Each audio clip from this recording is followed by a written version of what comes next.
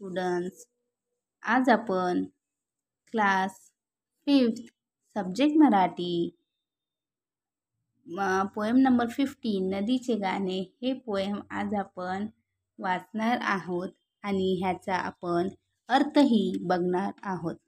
नदीचे गाणे ह्याचे कवी आहे B.म. कुलकर्णी। नदीचे गाणे।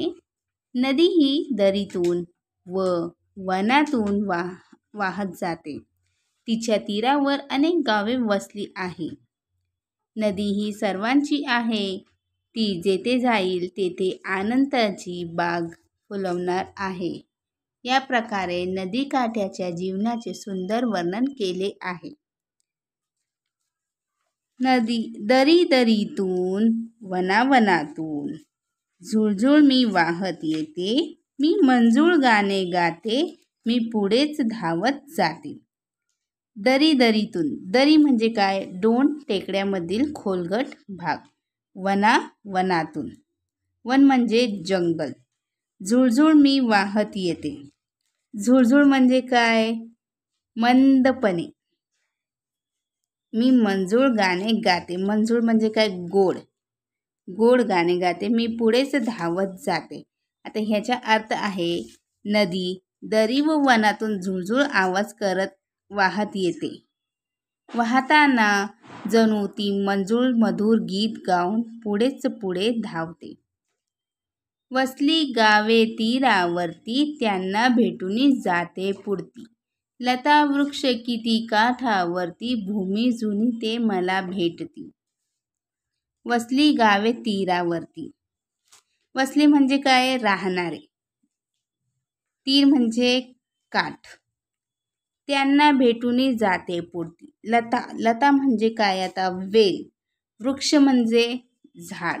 लता वृक्ष किती काठावरती, भूमी जुनी जे मला भेटती। आता ह्याचा अर्थ आहे, नदी म्हणते की तिच्या तीरावर अनेक गावे वसली आहे, मी त्यांना भेटून पुढे निघून जाते, तेव्हा मला माझ्या किनाऱ्यावर रुजलेल्या लता वृक्षही मला भेटतात। फुलवेली मज सुमने देती, कुठे लव्हाळी खेळत बसती, कुठे आम्रतरू माझ्यावरती, शीतल आपुली छाया धरती। फुलवेली मज सुमने देती, सुमन म्हणजे काय? फूल, पुष्प। कुठे लव्हाळी खेळत बसते, लव्हाळी म्हणजे काय? पाण्यात किंवा पाण्याजवळ वाढणारी एक वनस्पती खेळत बसती। कुठे आम्रतरू, आम्रतरू म्हणजे आता आंब्याचे झाड। शीतल आपुली छाया धरती, शीतल म्हणजे काय? आता गार, थंड। ह्याचा अर्थ आहे, फुलांच्या वेळी नदीला सुमन देतात, तसेच लव्हाळीची एक वनस्पती पाण्यात जणू खेळतात। माझ्या तीरावर असलेल्या आंब्याचा वृक्ष मला आपली शीतल छायाही देतो। पाणी पिऊनी पक्षी जाते, घट भरूनी कोणी जल नेती, गुरे वासरे जवळी येती, मुळे खेळती लाटावरती। पाणी पिऊनी पक्षी जाते, घट भरूनी कोणी जल नेती, घट म्हणजे काय? मातीचा घडा। गुरे वासरे जवळी येती, मुळे खेळती लाटावरती। ह्याचा अर्थ आहे, पक्षी नदीचे गाणे, पक्षी नदीचे पाणी पिऊन उडून जातात, तर कोणी घट म्हणजे मातीचा माठ भरून जल नेतात।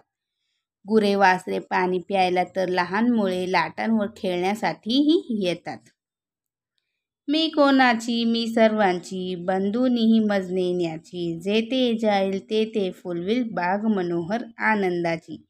मी कोणाची? मी सर्वांची, बंधूंनी मज नेण्याची, जेथे जाईल तेथे फुलविल बाग, बाग म्हणजे काय? उद्यान। मनोहर म्हणजे सुंदर, बाग मनोहर आनंदाची। आता ह्याचा अर्थ आहे, नदी म्हणते मी सर्वांची आहे, मी जेथे जाणार तेथे आनंदाची मनोहर बाग फुलवणार आहे।